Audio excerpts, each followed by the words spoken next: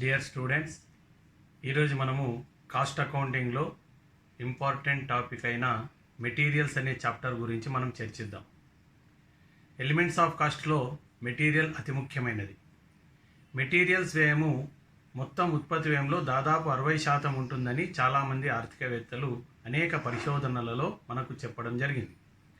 ఈరోజు మనము మెటీరియల్స్ గురించి చర్చిస్తాం. అందులో మెటీరియల్స్ అంటే ఏమిటి, మెటీరియల్స్లో రకాలు, మెటీరియల్స్ నియంత్రణ మరియు మెటీరియల్ కొనుగోలు పద్ధతుల గురించి మనం ఈరోజు వీడియోలో చెప్పుకుంటాం. తరువాతి వీడియోలలో మెటీరియల్కి సంబంధించి మిగిలిన అంశాలను చర్చించడం జరుగుతుంది. డియర్ స్టూడెంట్స్, ఈరోజు మనము మెటీరియల్స్ అనే చాప్టర్ గురించి మనం చెప్పుకుందాం. కాస్ట్ అకౌంటింగ్లో ఇది ఒక ముఖ్యమైన చాప్టర్. మెటీరియల్స్ గురించి మనము చర్చించడానికి ముందు వ్యయాంశాలలో ఏ ఏ అంశాలు కలిసి ఉంటాయో మనం చెప్పుకుందాం. Elements of cost. వ్యయాంశాలు అంటే ఏంటి? Elements of cost. వ్యయాంశాలలో 3 ఖర్చులు కలిసి ఉంటాయి. ఒకటి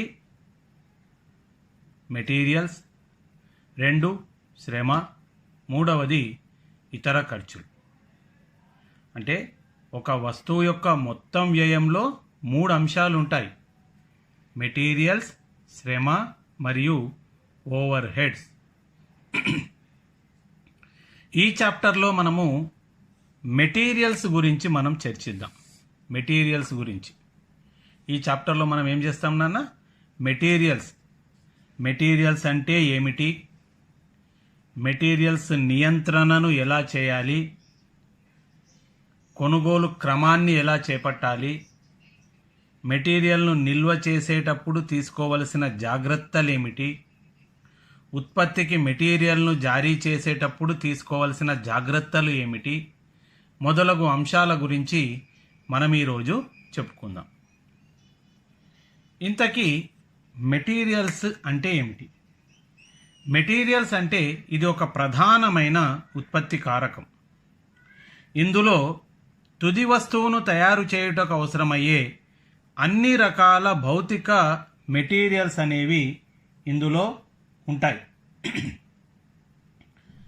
ఉత్పత్తి వ్యయంలో దాదాపు 60% మెటీరియలే ఇమిడి ఉంటుందని మనకు అనేక రకాల పరిశోధనలలో మనము నేర్చుకోవడం జరిగింది నాన్న. ఎందుకంటే ఉదాహరణకు ఈ పెన్నే చూడండి. ఇక్కడ ఇది పెన్ను ఉంది, లేదా ఈ పెన్ను ఉంది. ఈ పెన్నును పెన్ను యొక్క ధర ఉదాహరణకు 5 రూపాయలు అనుకుందాం. ఈ 5 రూపాయలలో దాదాపు ₹2.50 నుండి ₹3 వరకు మెటీరియల్ కాస్టే ఉంటుంది. ఇందులో వాడే ప్లాస్టిక్ అనుకోండి, ఇంక్ అనుకోండి, ఈ నిబ్ అనుకోండి, ఏదన్నా అనుకోండి, వీటి యొక్క ఖర్చే ₹3, ₹3.50 దాకా మెటీరియల్ ఖర్చే ఉంటుంది.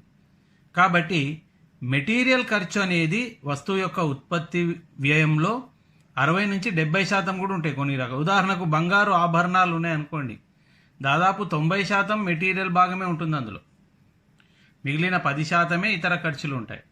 కాబట్టి యావరేజ్లో తీసుకుంటే ఒక 60% వరకు మెటీరియల్ ఖర్చు అనేది ఉత్పత్తి వ్యయంలో భాగంగా ఉంటుంది. కాబట్టి సముచితమైన రీతిలో మనము మెటీరియల్స్ను అంటే మెటీరియల్ వ్యయాన్ని నియంత్రించవలసిన ఆవశ్యకత ఎంతైనా ఉంది. ఎందుకంటే మెటీరియల్ వ్యయం అనేది ఉత్పత్తి వ్యయాన్ని తీవ్రంగా ప్రభావితం చేస్తుంది.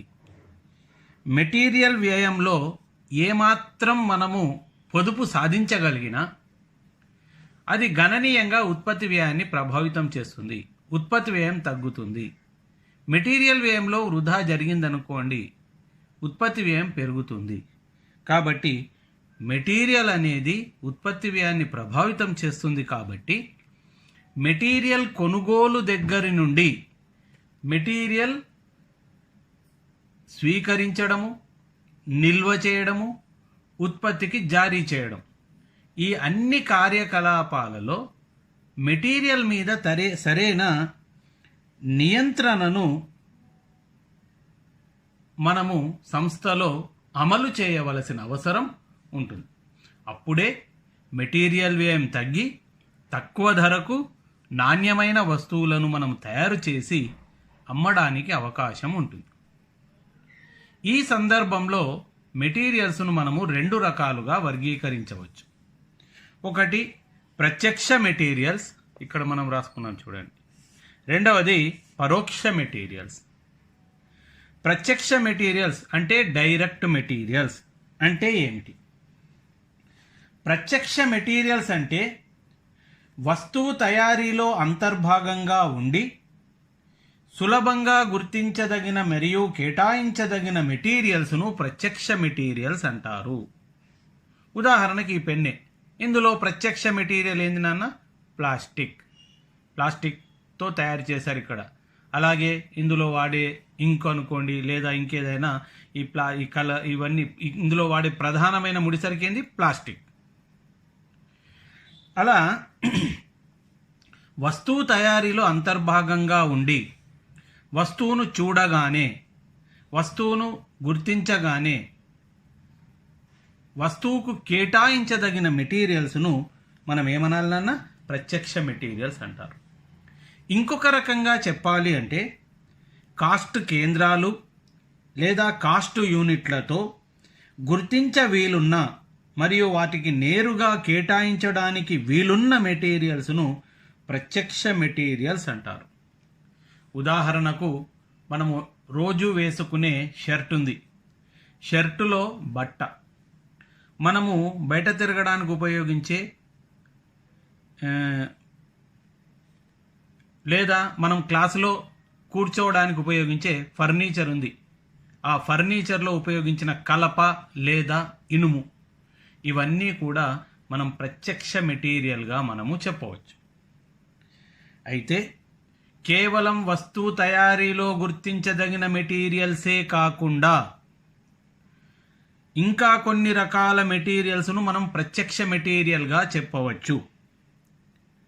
ఒక ప్రత్యేకమైన జాబ్ కోసం లేదా ప్రాసెస్ కోసం కొనుగోలు చేసిన ప్రత్యేకమైన మెటీరియల్ ఏదైనా ఉన్నట్టయితే దానిని ప్రత్యక్ష మెటీరియల్ అని అంటారు. అంటే ఒక పని చేయాలి అంటే ఒక మెటీరియల్ అవసరమవుతుంది అనుకున్నప్పుడు ఆ మెటీరియల్ను గనక మనము తెప్పించినట్లయితే దానిని కూడా ప్రత్యక్ష మెటీరియల్గా మనము చెప్పవచ్చు. అలాగే సరుకులను ప్యాకింగ్ చేయడానికి ఉపయోగించే కార్టన్లు, కార్డుబోర్డు పెట్టెలు, ఇవన్నీ కూడా మనం ప్రత్యక్ష మెటీరియల్గా చెప్పవచ్చు. ఉదాహరణకు మనం రోజు వాడే టూత్పేస్ట్లు ఉన్నాయి. వాటిని టూత్పేస్ట్ను విడివిడిగా పంపిస్తే వినియోగదారునికి చేరేసరికి ఏమవుతుంది నాన్న? అది షేప్ అవుట్ అయిపోతుంది. కాబట్టి వాటిని అందంగా కాటన్లలో పెట్టి ప్యాక్ చేసి షాప్లకు పంపిస్తుంటారు. అలా వాటి ప్యాకింగ్కు ఉపయోగించే ఆ కార్టన్లు, ఏవైతే కార్డు బోర్డులు ఉంటాయో వాటిని కూడా మనము ప్రత్యక్ష మెటీరియల్గా మనము చెప్పవచ్చు. ఇక రెండవది పరోక్ష మెటీరియల్, ఇండైరెక్ట్ మెటీరియల్స్.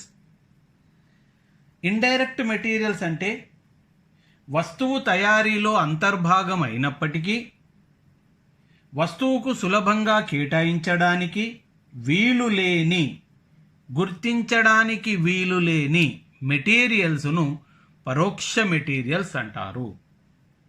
ఉదాహరణకు ఫర్నిచర్ తయారీలో మేకులు లేదా రంగు, దుస్తుల తయారీలో దారము, బూట్ల తయారీలో ఉపయోగించే ఒక రకమైన గమ్, సొల్యూషన్ అని పిలుస్తాం కామన్ వాడుక పదంగా, అలాంటి గమ్, ఇవన్నీ కూడా పరోక్ష మెటీరియల్గా మనం భావించవచ్చు.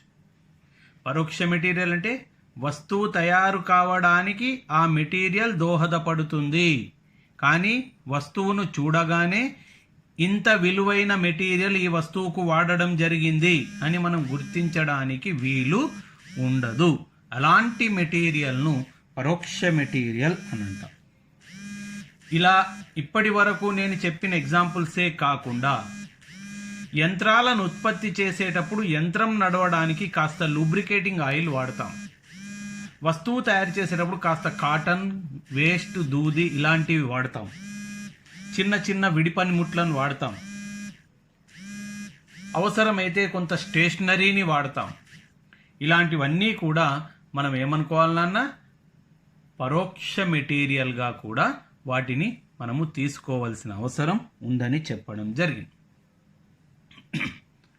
మెటీరియల్ ప్రత్యక్ష మెటీరియల్ అయినా పరోక్ష మెటీరియల్ అయినా దానిని కంట్రోల్ చేయవలసిన అవసరం ఉంది.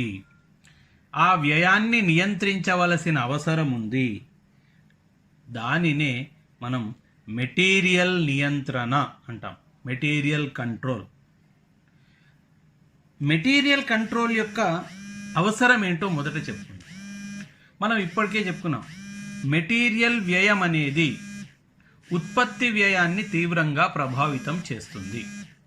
కాబట్టి ఆ వ్యయాన్ని మనం కంట్రోల్ చేస్తే తక్కువ ధరకే వస్తువులను తయారు చేయడానికి, నాణ్యమైన వస్తువులను తయారు చేయడానికి, సరైన సమయంలో వస్తువులను తయారు చేయడానికి అవకాశం ఉంటుంది.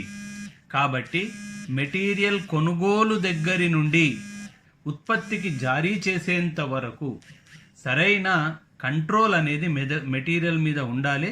దాని గురించి చర్చించేదే మెటీరియల్ నియంత్రణగా మనము చెప్పవచ్చు. ఇంతకీ మెటీరియల్ నియంత్రణ అంటే ఏంటి నాన్న?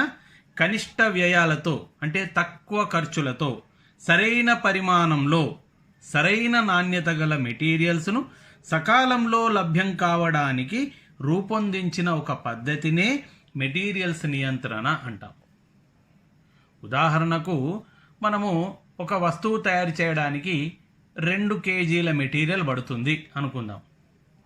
పనివాడికి మనము ఎంత నాణ్యత గల మెటీరియల్ అవసరమో అంతే నాణ్యత గల మెటీరియల్ అంతే అవసరమైన పరిమాణంలో మాత్రమే ఇవ్వాలి. 2 కేజీల మెటీరియల్ అవసరమైతే 4 కేజీల మెటీరియల్ ఇచ్చామనుకోండి, పనివాడు ఏం చేస్తాడు?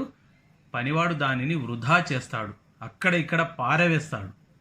అవసరమైన నాణ్యత కన్నా తక్కువ నాణ్యత గల మెటీరియల్ ఇచ్చామనుకోండి, తయారయ్యే వస్తువు నాణ్యత లోపిస్తుంది. అవసరమైన నాణ్యత కన్నా ఎక్కువ నాణ్యత గల మెటీరియల్ ఇచ్చామనుకోండి, వస్తువు నాణ్యమైనదిగా తయారవుతుంది, కానీ ఖర్చు పెరుగుతుంది, ఉత్పత్తి వ్యయం పెరుగుతుంది, ధరను పెంచి చూపించాల్సి వస్తుంది. ధరను పెంచితే మార్కెట్లో ఆ వస్తువుకు డిమాండ్ తగ్గిపోవచ్చు.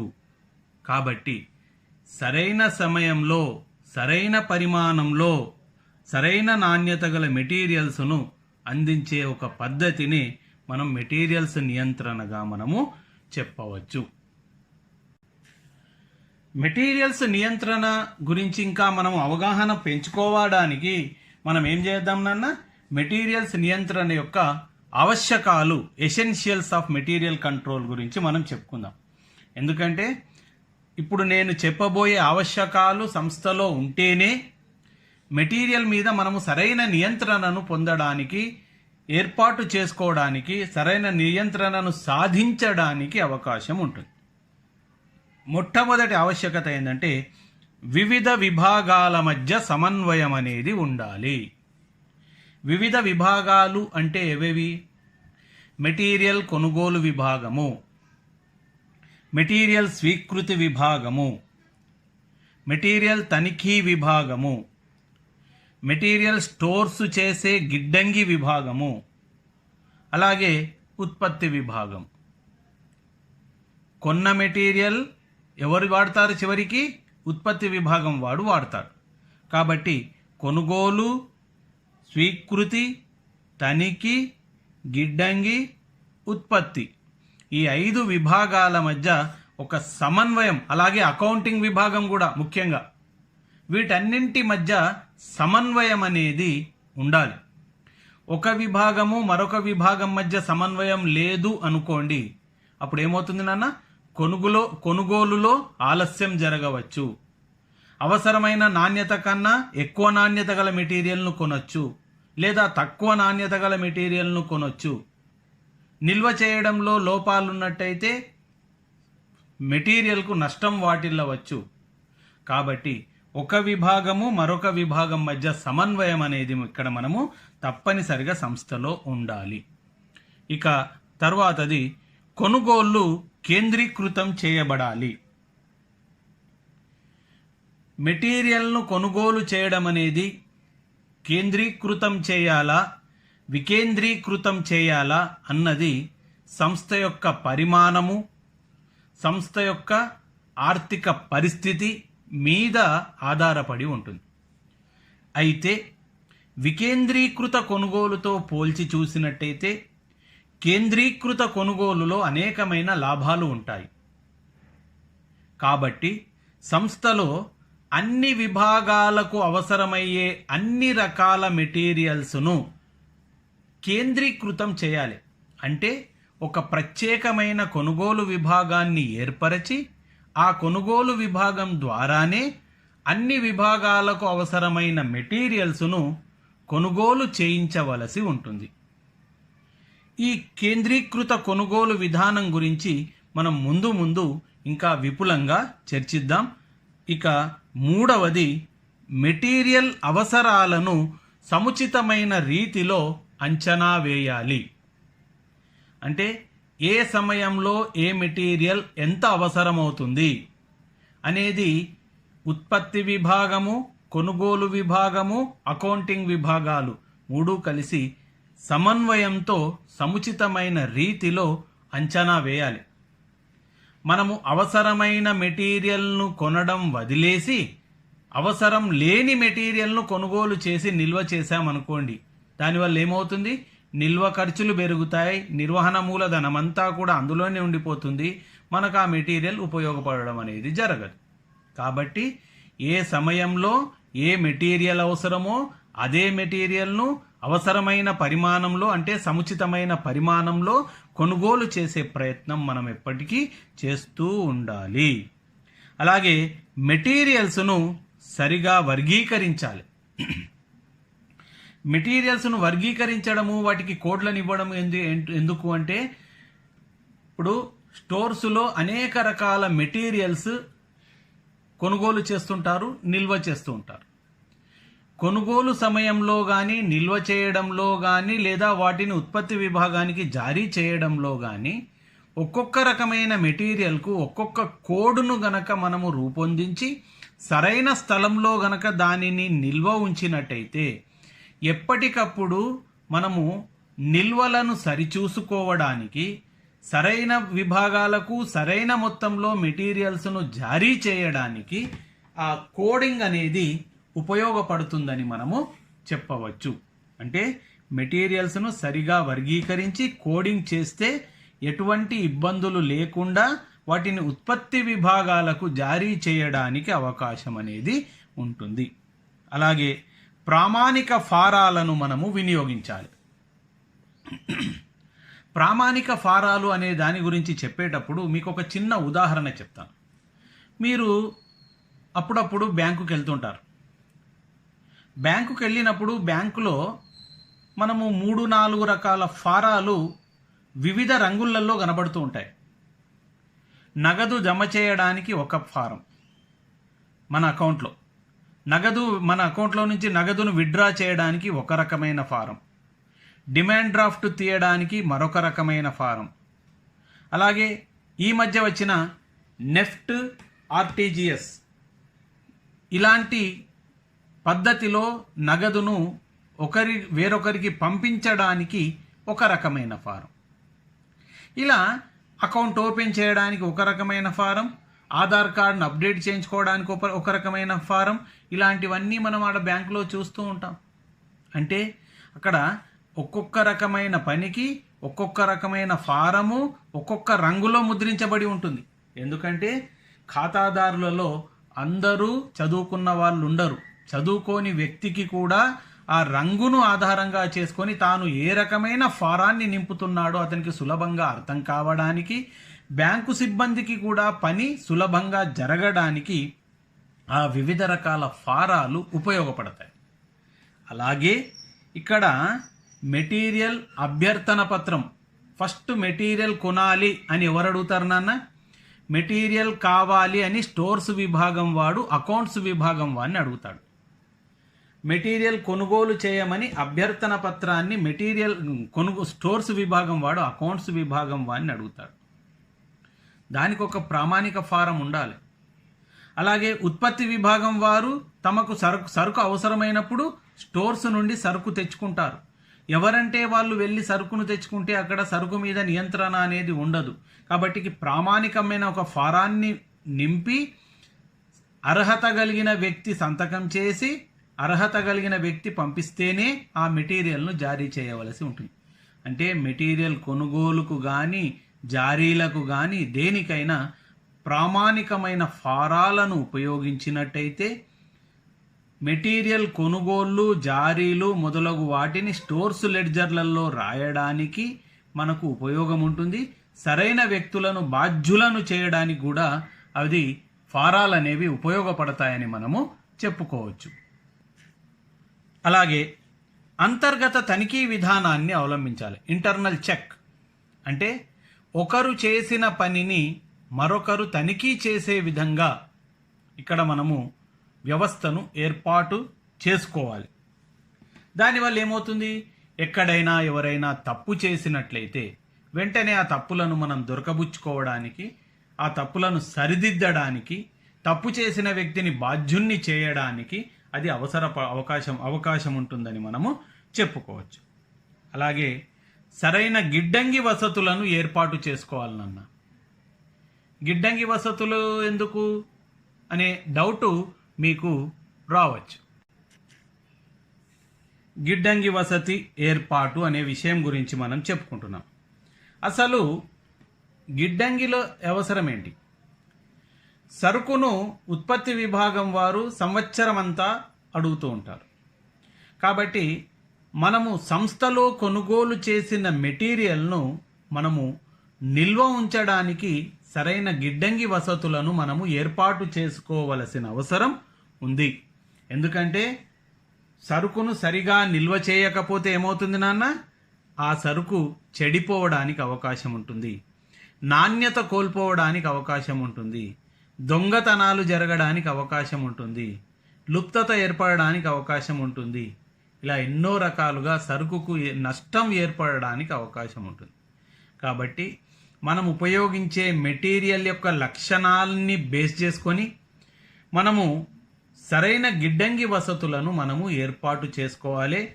స్టోర్స్ అంటాం దాన్ని. స్టోర్స్ను ఏర్పాటు చేసుకొని ఒక స్టోర్ కీపర్ను ఏర్పాటు చేసుకొని అక్కడ సరైన విధంగా సరుకులను మనం భద్రపరిచినట్లయితే వాటి నాణ్యత చెడిపోకుండా ఉండడానికి అవకాశం ఉంది. అవి దొంగతనానికి లుప్తతకు గురి కాకుండా ఉండడానికి కూడా అవకాశం ఏర్పడుతుందని మనం చెప్పుకోవచ్చు. అలాగే తరువాతది సరి అయిన జారీ విధానాన్ని మనం అవలంబించాలి. మెటీరియల్ జారీ విధానం అంటే ఉత్పత్తి విభాగం వారు సరుకులను ఉపయోగిస్తారు. మొదటి నుంచి మళ్ళీ చెప్తాను. కొనుగోలు విభాగం వారు సరుకులను కొనుగోలు చేస్తారు. తాము కొన్న సరుకులను కొనుగోలు విభాగం వాళ్ళు తీసుకెళ్లి స్టోర్స్ విభాగానికి అప్పచెప్తారు. స్టోర్స్ విభాగం వాడు ఆ స్టోర్స్లో సరుకులను నిల్వ చేస్తాడు. ఉత్పత్తి విభాగం వాడు సరుకులు అడిగినప్పుడు స్టోర్స్ విభాగం వాడు ఆ సరుకులను జారీ చేయడం అనేది జరుగుతుంది. ఈ స్టోర్స్ విభాగము ఉత్పత్తి విభాగాలకు సరుకును జారీ చేసేటప్పుడు సరైన పద్ధతిని విధానాన్ని అక్కడ పాటించాలి.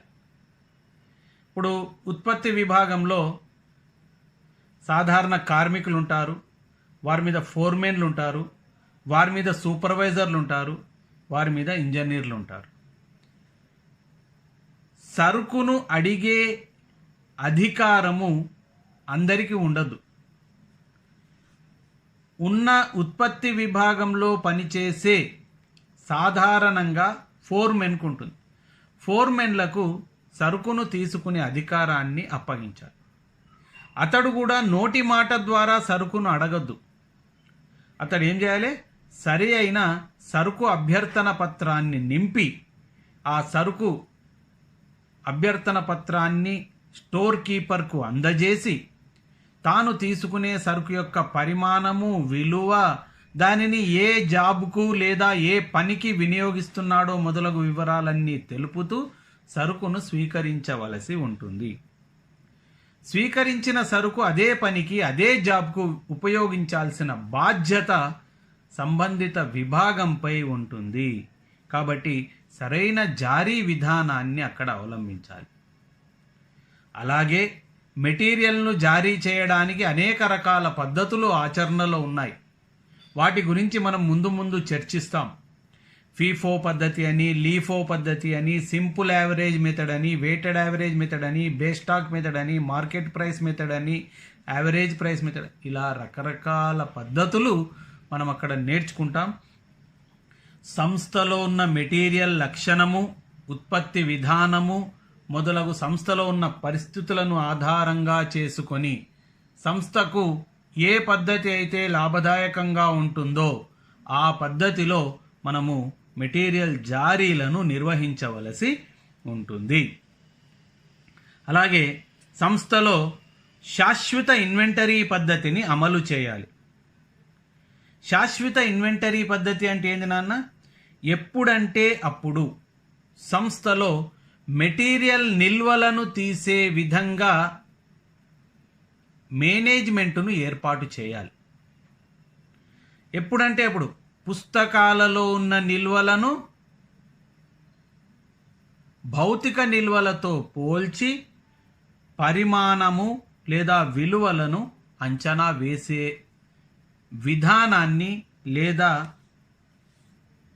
క్రమాన్ని మనము ఏర్పాటు చేసుకోవాలి. అంటే పుస్తకాలలో చూస్తే 100 యూనిట్ల సరుకు ఉన్నట్టుగా కనబడుతుంది స్టోర్స్ రికార్డులలో చూస్తే. భౌతికంగా కూడా 100 యూనిట్లే ఉండాలి.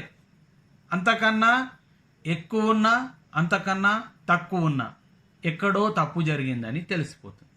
కాబట్టి ఎప్పటికప్పుడు సరుకు నిల్వలను తీయడం కోసం శాశ్వతమైన ఇన్వెంటరీ పద్ధతిని సంస్థలో అమలు చేస్తూ ఉండవలసి ఉంటుంది. అలాగే వివిధ రకాల మెటీరియల్స్కు స్థాయిలను నిర్ణయించాలి. మనము మెటీరియల్ స్థాయిల గురించి కూడా మనం ముందు చర్చిస్తాం. మీకు తెలుస్తుంది అక్కడ ఏమేమిటి, తిరిగి ఆర్డరు చేయు స్థాయి అంటే ఏంటి, గరిష్ట నిల్వ స్థాయి అంటే ఏంది, కనిష్ట నిల్వ స్థాయి అంటే ఏంది, ఇలాంటి స్థాయిలను నిర్ణయించాలి. ఒక చిన్న ఉదాహరణ చెప్తాను. మనము అవసరమైన పరిమాణము కన్నా ఎక్కువ పరిమాణంలో మెటీరియల్ను కొని నిల్వ చేశాము అనుకోండి, ఏమవుతుంది? మెటీరియల్ను కొనుగోలు చేయడానికి నిర్వహణ మూలధనం అనేది కావాలి. అవసరమైన దానికన్నా ఎక్కువ పరిమాణంలో మెటీరియల్ను కొనడం వల్ల నిర్వహణ మూలధనం అంతా కూడా మెటీరియల్స్లో ఉండిపోతుంది. అలాగే కొన్న మెటీరియల్ను నిల్వ చేయాలి. నిల్వ చేయాలంటే గిడ్డంగి ఖర్చులు అవుతాయి, బీమా ఖర్చులు అవుతాయి, పర్యవేక్షణ ఖర్చులు అవుతాయి, ఇవన్నీ జరుగుతాయి. ఆ తరువాత కొంతకాలానికి ఎక్కువ కాలం గనక మనం ఆ మెటీరియల్ను ఉపయోగించకపోతే దాని యొక్క నాణ్యత అనేది దెబ్బతింటుంది. అది ఉత్పత్తికి వినియోగించడానికి ఆ మెటీరియల్ ఉపయోగపడకపోవచ్చు. కాబట్టి వివిధ రకాల స్థాయిలను కనీసం ఎంత నిల్వ ఉండాలి సంస్థలో మెటీరియల్ ఉత్పత్తి ఆగిపోకుండా, గరిష్టంగా ఎంత నిల్వ ఉండాలి, నిల్వ ఏ స్థాయికి చేరుకోగానే తిరిగి ఆర్డరు చేసే క్రమాన్ని, ఆర్డరు చేసే ప్రయత్నాన్ని మనం మొదలు పెట్టాలి. ఏ పరిమాణంలో మెటీరియల్ కొంటే మనకు లాభదాయకంగా ఉంటుంది, ఇలాంటివన్నీ కూడా మనం ముందుగానే నిర్ణయించుకోవలసిన అవసరం ఉంది. ఆ స్థాయిలను మనం నిర్ణయించుకున్నట్టయితే తక్కువ ఖర్చుతో నాణ్యమైన అవసరమైన మెటీరియల్ను అవసరమైన సమయంలో కొనుగోలు చేయడానికి అవకాశం ఏర్పడుతుంది నాన్న. అలాగే నియతికాలిక రిపోర్టుల సమర్పణ నాన్న. అలాగే అంటే ఎంత మెటీరియల్ను కొనుగోలు చేశాము, ఎంత మెటీరియల్ను ఉత్పత్తి విభాగాలకు జారీ చేశాము, ఉత్పత్తి విభాగాలు వాపసు చేసిన మెటీరియల్స్ ఎంత, లేదా సప్లైదారులకు వాపసు చేసిన మెటీరియల్స్ ఎంత, అలాగే చెడిపోయిన మెటీరియల్స్ ఎంత, ఇలాంటి వాటికి సంబంధించిన రిపోర్టులను ఎప్పటికప్పుడు పై అధికారులకు సమర్పించాలి. దానివల్ల ఏమవుతుంది నాన్న, మెటీరియల్ మీద వారు నియంత్రణ చర్యలను సరైన సమయంలో తీసుకోవడానికి అవకాశం ఉంటుంది. ఇక మెటీరియల్ నియంత్రణను మనము సమర్థవంతంగా సంస్థలో అమలు చేయడం వల్ల ఏ ఏ ప్రయోజనాలు ఉన్నాయో మనం చెప్పుకుందాం నాన్న. మొదటిది, మెటీరియల్ను ఉపయోగించడంలో వృధాలను మనము అరికట్టవచ్చు. ఏ రకమైన వృధాలు నాన్న? మనము మెటీరియల్ వృధాలను ఎలా అరికడతాము? మెటీరియల్స్ను స్టోర్స్లో భద్రపరిచినప్పుడు కానీ, కర్మాగారంలో కార్మికులు ఉపయోగించేటప్పుడు కానీ వాటి దుబారా కనిష్టంగా ఉండేటట్లు మనము చూడాలి. దొంగతనము, దొంగ లెక్కలు, దుమ్ము, ధూళి మొదలగు వాటి వల్ల దుబారా ఏర్పడుతుంది. దానిని తగ్గించడానికి మనము తగిన చర్యలను తీసుకుంటాం. కాబట్టి మెటీరియల్స్ ఉపయోగించడంలో వృధాలను మనము అరికట్టవచ్చు. ఒక చిన్న ఉదాహరణ చెప్తా. ఇంతకు ముందే మీకు చెప్పాను, అవసరమైన పరిమాణము కన్నా మనము ఎక్కువ మొత్తంలో మెటీరియల్ను ఇష్యూ చేసామనుకోండి, అప్పుడు ఏమవుతుంది? ఆ మెటీరియల్ను కార్మికుడు వృధా చేసేస్తాడు, అక్కడిక్కడ పడేస్తాడు. ఇంకొక ఉదాహరణ చెప్తా. మీరు ఎంత తినాలనుకుంటున్నారో భోజనము అంతే పెట్టుకుంటారు మీరు ప్లేట్లో. మీరు తినాలనుకున్న దానికన్నా ఎక్కువ భోజనాన్ని కనుక మీరు ప్లేట్లో పెట్టుకుంటే మీరు ఏం చేస్తారు నాన్న? దానిని తినగలిగినంత తింటారు, మిగిలిన దాన్ని ఏం చేస్తారు? వృధాగా పారవేస్తారు. అలాగే ఉత్పత్తి విభాగానికి ఎంత మెటీరియల్ అవసరమో అంతే మెటీరియల్ను జారీ చేయాలి.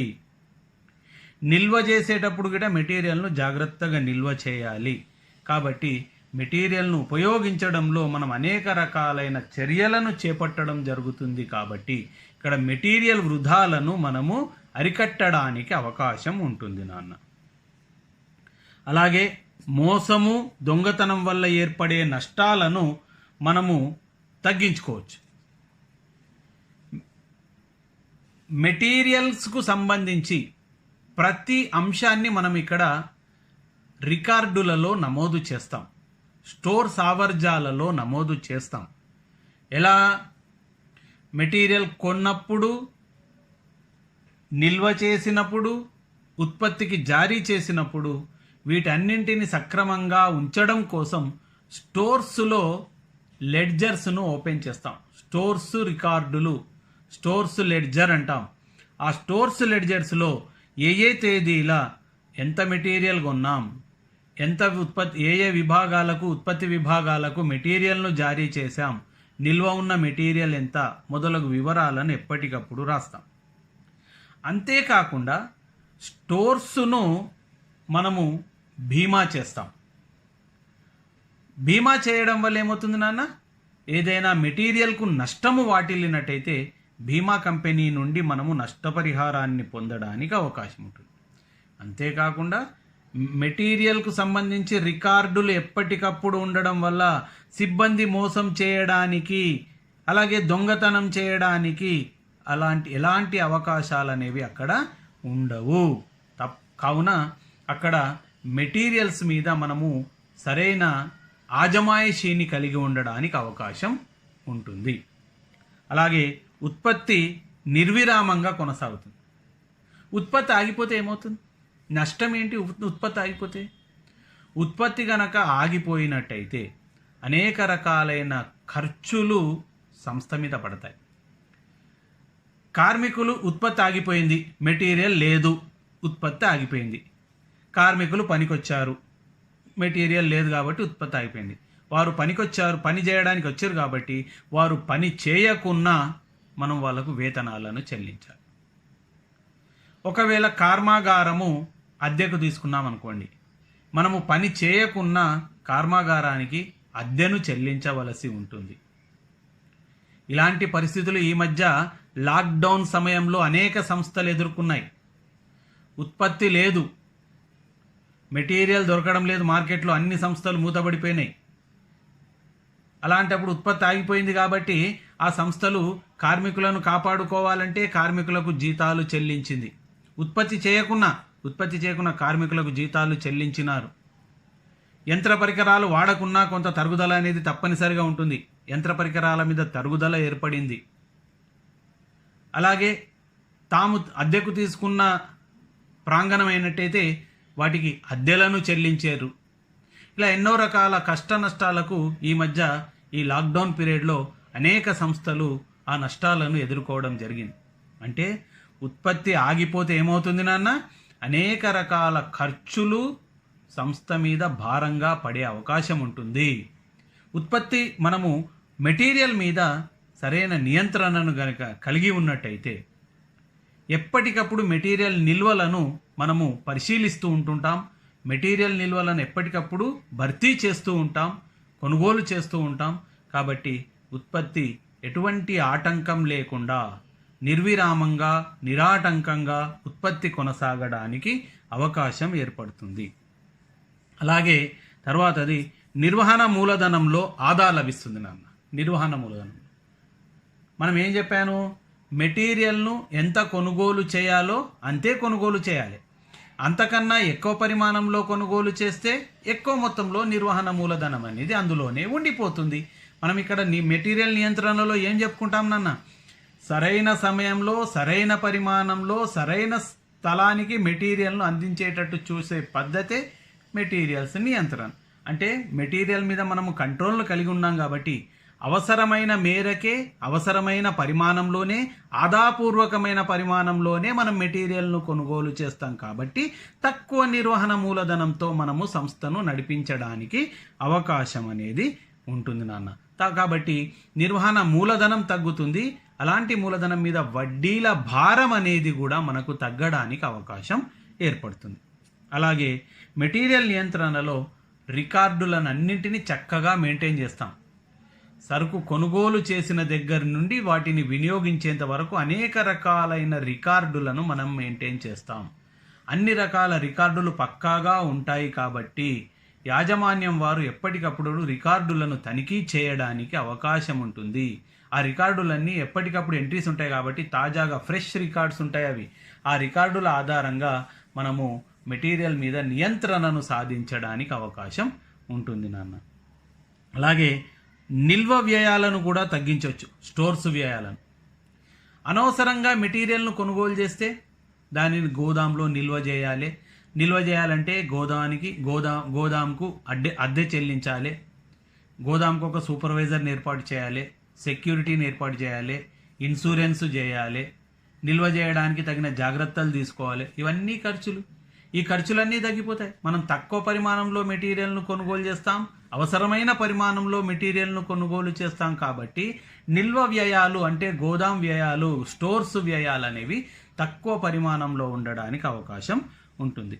అలాగే భౌతిక నిల్వలను ఎప్పటికప్పుడు మనము తనిఖీ చేయవచ్చు. స్టోర్స్ రికార్డులను ఆధారంగా చేసుకొని నిల్వలో ఉన్న సరుకుల పరిమాణాన్ని విలువలను ఎప్పటికప్పుడు భౌతిక పరిమాణంతో స్టోర్స్ రికార్డులను తనిఖీ చేసి ఎప్పటికప్పుడు అంచనా వేయడానికి ఏమైనా లోపాలు ఉంటే వాటిని మనము దొరకబుచ్చుకోవడానికి అవకాశం అనేది ఉంటుంది. ఇవి మెటీరియల్ నియంత్రణను సమర్థవంతంగా అమలు చేయడం వల్ల మనకు వచ్చే లాభాలకు కొన్ని ఉదాహరణలుగా మనం చెప్పవచ్చు. మెటీరియల్ నియంత్రణను మనము 3 దశలలో అమలుపరచవచ్చు. ఏమేమిటి నాన్న? మెటీరియల్ కొనుగోలు దశ, మెటీరియల్ను నిల్వ చేసే దశ, నిల్వ ఉన్న మెటీరియల్ను ఉత్పత్తి విభాగాలకు జారీ చేసే దశ. ఈ 3 దశలలో మనం మెటీరియల్ నియంత్రణను గనక చక్కగా అమలు చేసినట్టయితే మనము సమర్థవంతంగా మెటీరియల్ వ్యయాన్ని నియంత్రించడానికి అవకాశం ఉంటుంది నాన్న. అయితే ఇప్పుడు మనము మెటీరియల్ కొనుగోలు క్రమాన్ని ఏ పద్ధతిలో కొనుగోలు చేయాలి, ఏ పద్ధతి ఆచరించినట్టయితే కొనుగోలులో మనం ఆదాలను పొందడానికి అవకాశం ఉంటుందో మనము చెప్పుకుందాం నాన్న. మెటీరియల్ కొనుగోలు విధానం. మెటీరియల్ కొనుగోలు విధానము అనేది సంస్థ యొక్క ఆర్థిక పరిస్థితి, సంస్థలో ఉన్న సంస్థ యొక్క పరిమాణము మొదలగు వాటి మీద ఆధారపడి ఉంటుంది నాన్న. మెటీరియల్ను కొనుగోలు చేయడం అనేది 2 పద్ధతులలో జరుగుతుంది. కేంద్రీకృత కొనుగోలు విధానము లేదా పద్ధతి, వికేంద్రీకృత కొనుగోలు పద్ధతి. ఈ 2 పద్ధతులు ఉంటాయి నాన్న. అయితే కేంద్రీకృత కొనుగోలు పద్ధతి ఏ సంస్థలు వాడాలి, వికేంద్రీకృత కొనుగోలు పద్ధతి ఏ సంస్థలు వాడాలి అనేది మనం ఇక్కడ చర్చిద్దాం నాన్న. కేంద్రీకృత కొనుగోలు విధానము, కేంద్రీకృత కొనుగోలు పద్ధతి సంస్థలోని అన్ని విభాగాలకు అవసరమైన మెటీరియల్స్ను ఒకే ఒక కొనుగోలు విభాగం ద్వారా కొనుగోలు చేసినప్పుడు దానిని కేంద్రీకృత కొనుగోలు పద్ధతి అంటారు. సంస్థలోని అన్ని విభాగాలకు అవసరమయ్యే మెటీరియల్స్ ఈ కొనుగోలు విభాగం ద్వారా మాత్రమే కొనుగోలు చేయడం జరుగుతుంది. ఈ పద్ధతి పెద్ద సంస్థలకు అనుకూలంగా ఉంటుంది. ఎందుకంటే సంస్థలో ఒక 10 ఉత్పత్తి విభాగాలు ఉన్నాయనుకోండి, ఒక 4 ఉత్పత్తి విభాగాలు ఉన్నాయనుకోండి, అన్ని విభాగాలకు 4 ఉత్పత్తి విభాగాలకు కావలసిన మెటీరియల్ను కొనుగోలు చేయడం కోసం ఒక పర్చేసింగ్ డిపార్ట్మెంట్ను ఏర్పాటు చేస్తారు. కొనుగోలు విభాగాన్ని ఏర్పాటు చేస్తారు. ఒక కొనుగోలు అధికారిని నియమిస్తారు. అతనికి కొంతమంది సిబ్బందిని, సహాయ సిబ్బందిని ఏర్పాటు చేస్తారు. వారే కొనుగోలు కార్యక్రమాన్ని నిర్వహిస్తారు, కొనుగోలు కార్యక్రమాన్ని చేపడతారు. ఎందుకంటే సరుకులను కొనుగోలు చేయడము, సరైన పరిమాణంలో కొనుగోలు చేయడము, సరైన ధరకు కొనుగోలు చేయడము, ఖర్చులు తక్కువగా ఉండేటట్లు కొనుగోలు చేయడము అనేది ఒక ప్రత్యేకమైన కళ.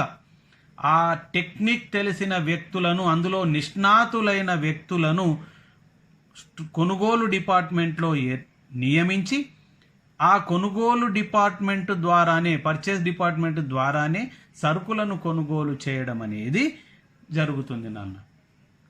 అంటే ఎవరికి వాళ్ళు 4 విభాగాలు ఉంటాయని చెప్పాను.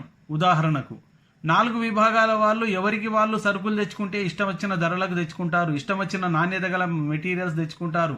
అక్కడ వృధాలు జరగడానికి, నష్టాలు ఏర్పడడానికి ఎన్నో రకాలుగా అవకాశాలు ఉంటాయి. అదే ఒక్క వ్యక్తే కొనుగోలు చేసిన అన్ని విభాగాలకు కావాల్సిన కొనుగోలు కనుక చేసినట్టయితే ఏ రకమైన బెనిఫిట్స్ ఉంటాయో మనం ఇక్కడ చెప్పుకుందాం. ఒకటి, అనుకూలమైన షరతులు ఉంటాయి నాన్న. నువ్వు ఇప్పుడు సంస్థలో ఉన్న అన్ని విభాగాలకు కావలసిన మెటీరియల్ను ఒక కొనుగోలు విభాగం వాడే కొన్నాడు అనుకోండి. కొనడం వల్ల ఏమవుతుంది, అక్కడ పెద్ద ఎత్తున సరుకులను కొనుగోలు చేయవలసి ఉంటుంది. పెద్ద ఎత్తున సరుకులను కొనుగోలు చేస్తే ఏమవుతుంది, వర్తకపు డిస్కౌంట్ లభిస్తుంది. ట్రేడ్ డిస్కౌంట్ అంటాం. సరుకులను భారీ పరిమాణంలో కొన్నప్పుడు మనకు డిస్కౌంట్లు లభిస్తాయన్న విషయం మనకు తెలుసు. కాబట్టి వర్తకపు డిస్కౌంట్ లభిస్తుంది. అలాగే రవాణా వ్యయాలు కూడా కలిసి వస్తాయి. కొంత పరిమాణంలో కొన్నప్పుడు అయ్యే రవాణా వ్యయము, భారీ మొత్తంలో కొన్నప్పుడు అయ్యే రవాణా వ్యయాలు మనకు కలిసి రావడానికి అవకాశం ఉంటుంది. అలాగే ప్రత్యేకీకరణ యొక్క ప్రయోజనాలను మనం పొందవచ్చు. కొనుగోలు విభాగంలో ఎవరుంటారని చెప్పాను, కొనుగోలులో నిష్ణాతులైన వ్యక్తులు కొనుగోలు విభాగంలో పనిచేయడం జరుగుతుంది. కొనుగోలులో నిష్ణాతులైన వ్యక్తులు, ఆ సిబ్బంది అందులో పనిచేయడం వల్ల అక్కడ ఏమవుతుంది నాన్న, వారు నైపుణ్యం గల సిబ్బంది కాబట్టి మనకు అవసరమైన నాణ్యత గల మెటీరియల్ను తక్కువ పరిమాణంలో తక్కువ ధరకు కొనుగోలు చేసే ప్రయత్నం వాళ్ళు చేస్తారు నాన్న. అలాగే మెటీరియల్ మీద నియంత్రణ అనేది ఉంటుంది. అంటే కొనుగోలు క్రమాన్ని ఒకే వ్యక్తి చేయడం వల్ల వృధాలు అనేది తక్కువగా ఉండడానికి అవకాశం ఉంటుంది. అతన్ని బాధ్యుని చేయొచ్చు. ఏమన్నా కొనుగోలులో ఏమన్నా నష్టాలు ఏర్పడినట్టయితే మనం అతన్ని బాధ్యుని చేయడానికి అవకాశం ఉంటుంది. కాబట్టి మెటీరియల్ వ్యయం మీద మనం నియంత్రణ సాధించడానికి అవకాశం ఉంటుంది నాన్న. అలాగే ఖర్చు తక్కువ అవుతుంది, మిత వ్యయం అవుతుంది. ఎప్పుడైనా గుర్తుపెట్టుకోండి, మనము తక్కువ పరిమాణంలో మెటీరియల్ను కొంటే ఎక్కువ ధర చెల్లించాల్సి వస్తుంది. పెద్ద ఎత్తున మనం మెటీరియల్ను కొనుగోలు చేసినట్టయితే ధర తక్కువగా లభిస్తుంది, డిస్కౌంట్లు లభిస్తాయి పైపెచ్చు. కాబట్టి అక్కడ ఖర్చు ఏమవుతుంది నాన్న, తక్కువగా ఉండడానికి అవకాశం ఉంటుంది. తక్కువ ధర, ఎక్కువ డిస్కౌంట్లు, తక్కువ రవాణా ఛార్జీలు మొదలగునవన్నీ కూడా మనకు ఖర్చులను తగ్గించుకోవడానికి ఉపయోగపడతాయని మనం చెప్పుకోవచ్చు. అలాగే నిశ్చితమైన విధానం. ఈ కేంద్రీకృత కొనుగోలు పద్ధతి అనేది ఒక లాభదాయకమైన విధానం, కొనుగోలు పద్ధతిగా మనము చెప్పవచ్చు. ఈ పద్ధతిలో సంస్థలో అవసరమైన ప్రధానమైన మెటీరియల్ అంతా కూడా ఈ కొనుగోలు విభాగం వాళ్ళే నిర్వహించడం అనేది, చేపట్టడం అనేది జరుగుతుందని మనము చెప్పుకోవచ్చు. ఇందులో కొన్ని లోపాలు ఉన్నాయి నాన్న. ఈ లోపాలు ఉన్నప్పటికీ ఈ పద్ధతే, కేంద్రీకృత కొనుగోలు పద్ధతే అత్యంత లాభదాయకమైన పద్ధతిగా మనము చెప్పవచ్చు. ఒక్కొక్కటి జాప్యం జరగవచ్చు నాన్న. పెద్ద ఎత్తున మెటీరియల్ను కొనుగోలు చేసినప్పుడు కొనుగోలు చేసిన స్థలం నుండి ఫ్యాక్టరీ దగ్గరికి సరుకులు రావడానికి కొంత సమయం పట్టవచ్చు. లేదా ఉదాహరణకు ఒక కంపెనీకి 4 ఫ్యాక్టరీలు ఉన్నాయి నాన్న. ఒకటి హైదరాబాద్లో ఉంది, ఒకటి బాంబేలో ఉంది, ఒకటి కలకత్తాలో ఉంది, ఒకటి ఇండోర్లో ఉంది. 4 చోట్ల ఉన్నాయి. 4 ఎక్కడెక్కడ? హైదరాబాద్, బాంబే, కలకత్తా, ఇండోర్. ఈ 4 ఫ్యాక్టరీలకు కలిపి ఒకటే పర్చేసింగ్ డిపార్ట్మెంట్ ఉందనుకోండి. ఆ పర్చేసింగ్ డిపార్ట్మెంట్ వాడు మెటీరియల్ కొనుగోలు చేసి ఈ 4 ఫ్యాక్టరీలకు పంపించాలి. ఉదాహరణకు పర్చేసింగ్ డిపార్ట్మెంటు హైదరాబాద్లో ఉందనుకోండి. హైదరాబాద్లో ఉంటే హైదరాబాద్లో ఉన్న పర్చేసింగ్ డిపార్ట్మెంట్ వాడు ఈ మిగతా 3 చోట్ల ఉన్న కంపెనీలకు, ఫ్యాక్టరీలకు అవసరమయ్యే మెటీరియల్ను తానే కొనుగోలు చేసి పంపించాలి. ఇదంతా రోడ్డు మార్గం ద్వారా జరుగుతుంది. కాబట్టి అనుకున్న సమయానికి కొన్ని సందర్భాలలో సరుకులు చేరకపోవచ్చు. అనుకున్న సమయం కన్నా ఆలస్యం జరిగే అవకాశం అనేది అక్కడ కొన్ని సందర్భాలలో ఏర్పడుతుంది నాన్న. అలాగే స్థానిక కొనుగోళ్ల యొక్క ప్రయోజనాలు లభించకపోవచ్చు. కొన్ని సందర్భాలలో కొన్ని రకాల ముడి పదార్థాలు స్థానికంగా లభించినప్పుడు తక్కువ ధరకు లభిస్తాయి. కేంద్రీకృత కొనుగోలు విధానంలో ఫ్యాక్టరీ ఉన్న స్థలంలో మెటీరియల్ లభించినా ఆ ఫ్యాక్టరీలో పనిచేసే అధికారులకు వాటిని కొనే అధికారం అనేది ఉండదు. అందువల్ల అటువంటి సందర్భంలో ఆ స్థానిక మెటీరియల్ ఏదైనా తక్కువ ధరకు లభించినా నిబంధనలు అనుకూలించని కారణంగా వాటిని కొనుగోలు చేయలేకపోవచ్చు. అందువల్ల వచ్చే ఆదాలను సంస్థ పొందలేకపోవచ్చు అని ఒక వాదన మనకు వినబడుతోంది నాన్న. అలాగే కొనుగోళ్లలో పొరపాట్లు గనక జరిగినాయనుకోండి, అంటే పెద్ద ఎత్తున మెటీరియల్ను కొనుగోలు చేయడం జరుగుతుంది కాబట్టి కొనుగోలులో ఏదైనా పొరపాటు, మోసము ఏదైనా జరిగిందనుకోండి, సంస్థ తీవ్రంగా నష్టపోవడానికి అవకాశం ఉంటుంది. అలాగే ఎక్కువ నిర్వహణ వ్యయం అవుతుందని కొంతమంది వాదన. ఎందుకంటే కొనుగోలు విభాగాన్ని ఏర్పాటు చేయాలి, అందులో అవసరమైన సిబ్బందిని నియమించుకోవాలి, ఇదంతా కూడా ప్రత్యేకమైన రికార్డులను మెయింటైన్ చేయాలి. ఇలాంటివన్నీ కూడా కాస్త ఖర్చుతో కూడుకున్నవి కాబట్టి ఇది ఎక్కువ ఖర్చుతో కూడుకున్న అంశంగా కొంతమంది చెప్పడం జరుగుతుంది. ఇక తర్వాతి అంశము వికేంద్రీకృత కొనుగోలు పద్ధతి. వికేంద్రీకృత కొనుగోలు పద్ధతి అంటే సంస్థలోని వివిధ విభాగాల అధిపతులు తమకు అవసరమయ్యే మెటీరియల్స్ను తమంతట తామే కొనుగోలు చేయడాన్ని వికేంద్రీకృత కొనుగోలు పద్ధతి అంటారు. ఉదాహరణకు సంస్థలో 4 విభాగాలు ఉన్నాయి, ABCD. ఏ విభాగం వానికి అవసరమైన మెటీరియల్ను వాళ్ళే కొనుక్కున్నారనుకోండి, ఆ విభాగం యొక్క హెడ్డే ఆ విభాగాన్ని, ఒక్కొక్క విభాగానికి ఒక్కొక్క హెడ్ ఉంటాడు. ఏ విభాగం యొక్క హెడ్ ఆ విభాగానికి కావలసిన మెటీరియల్ను తామే కొనుగోలు చేశారని అనుకోండి, దానిని వికేంద్రీకృత కొనుగోలు పద్ధతి అని అంటారు. ఈ పద్ధతిలో ప్రతి విభాగం వాళ్ళు తమకు కావలసిన మెటీరియల్ను తామే కొనుగోలు చేసుకోవడం జరుగుతుంది. ఇలాంటి పద్ధతి చిన్న సంస్థలకు అనుకూలంగా ఉంటుంది. ఎందుకంటే కొనుగోలు విభాగాన్ని ఏర్పాటు చేసుకోవడం, ప్రత్యేకించబడిన సిబ్బందిని ఏర్పాటు చేసుకోవడం మొదలగునవి సాధ్యం కాని సంస్థలు ఈ వికేంద్రీకృత కొనుగోలు పద్ధతిని ఆచరించడం అనేది జరుగుతుంది. ఇందులో కొన్ని లాభాలు ఉన్నాయి, కొన్ని నష్టాలు ఉన్నాయి. ఆ లాభాలు నష్టాలు ఏంటో మనం చెప్పుకుందాం. స్థానిక ముడిసరుకు కొనుగోలులో లాభాలు వస్తాయనన్న. చిన్న సంస్థ ఉంది, లోకల్గా లభించే మెటీరియల్ని అవి ఉపయోగిస్తున్నాయి అనుకోండి. లోకల్గా మెటీరియల్ లభించినప్పుడు మనకు తక్కువ ధరకు లభించవచ్చు, నాణ్యమైన సరుకు కూడా కొన్ని సందర్భాల్లో లభించవచ్చు. కాబట్టి అలాంటి వాటి వల్ల వచ్చే బెనిఫిట్స్ను ఈ వికేంద్రీకృత కొనుగోలు పద్ధతిలో పొందడానికి అవకాశం ఉంటుంది. సప్లైదారులతో సత్సంబంధాలు ఉంటాయి నాన్న. సరుకు సప్లై చేసిన వ్యక్తే మన దగ్గర తయారైన వస్తువులను కొనుగోలు చేయవచ్చు. కొన్ని సందర్భాలలో మనకు సరుకు సప్లై చేస్తాడు, ముడి సరుకు సప్లై చేస్తాడు, మనం తయారు చేసిన వస్తువులను వాడు కొనుగోలు చేస్తాడు. అంటే ఇక్కడ సప్లైదారుల ముడి సరుకు సప్లైదారులతో సత్సంబంధాలను గనక మనం మెయింటైన్ చేసినట్టయితే వాడే మన కస్టమర్గా మారిపోతాడు. మనం ఉత్పత్తి చేసిన వస్తువులను వాడే కొనుగోలు చేస్తాడు, వాడే మార్కెట్ చేయగలుగుతాడు. అలాంటి సత్సంబంధాలు ఏర్పడడానికి కూడా కొన్ని సందర్భాలలో అవకాశాలు ఉంటాయి నాన్న. కానీ ఇందులో కొన్ని లోపాలు ఏంటంటే నైపుణ్యం గల సిబ్బంది ఉండరు. అంటే సరుకును కొనుగోలు చేయాలి అంటే కొంత నైపుణ్యం అనేది ఉండాలి. వాటి నాణ్యత విషయంలో కానీ, ధర విషయంలో కానీ, డిస్కౌంట్ల విషయంలో కానీ, రవాణా విషయంలో కానీ మనకు నాలెడ్జ్ ఉండాలి. దాని గురించి అవగాహన అనేది ఒకటి ఉండాలి. ఎలాంటి అవగాహన లేకుండా ఆయా విభాగాధిపతులే సరుకులను కొనుగోలు చేయడం వల్ల కొంత నష్టాన్ని ఎదుర్కోవడానికి సంస్థ సిద్ధంగా ఉండాలని చెప్పడం జరుగుతుంది. అలాగే కొనుగోలు ఆదాలు ఉండవు. కొనుగోలులో ఆదాలు ఎప్పుడు వస్తాయి నాన్న? పెద్ద ఎత్తున సరుకులను కొంటే ఆదాలు ఇస్తారు, డిస్కౌంట్లు వస్తాయి. ఇక్కడ పరిమాణంలో చిన్న పరిమాణంలో సరుకులను కొనుగోలు చేస్తారు. దానివల్ల ఏమవుతుంది నాన్న?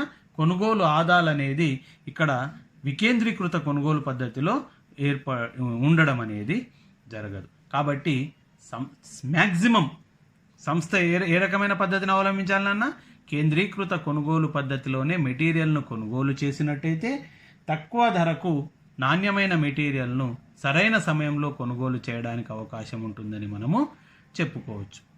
ఇక తరువాతి వీడియోలో మనము మెటీరియల్స్ నిల్వల స్థాయిల గురించి మనం చెప్పుకోవడం జరుగుతుంది. అయితే ఈ వీడియోలో మనం ఏమేం చెప్పుకున్నాం నాన్న? మెటీరియల్స్ అంటే ఏంటి, మెటీరియల్స్ ఎన్ని రకాలుగా వర్గీకరిస్తారు, మెటీరియల్ నియంత్రణ అంటే ఏమిటి, నియంత్రణ యొక్క ఆవశ్యకాలు ఏమిటి, నియంత్రణ వల్ల ఉనగూరే ప్రయోజనాలేంటి, మెటీరియల్ కొనుగోలు విధానాలు ఎన్ని రకాలు, అందులో కేంద్రీకృత కొనుగోలు అంటే ఏంది, వికేంద్రీకృత కొనుగోలు అంటే ఏంది మొదలగు విషయాలను మనం చెప్పుకోవడం జరిగింది. తర్వాత మనము వీడియోలలో మిగిలిన విషయాలలో అంటే మెటీరియల్ను నిల్వ చేసేటప్పుడు తీసుకోవాల్సిన జాగ్రత్తలు ఏంటి, మెటీరియల్ జారీ పద్ధతులు ఏమిటి మొదలగు అంశాలను మనము తరువాతి వీడియోలలో చర్చించడం జరుగుతుంది.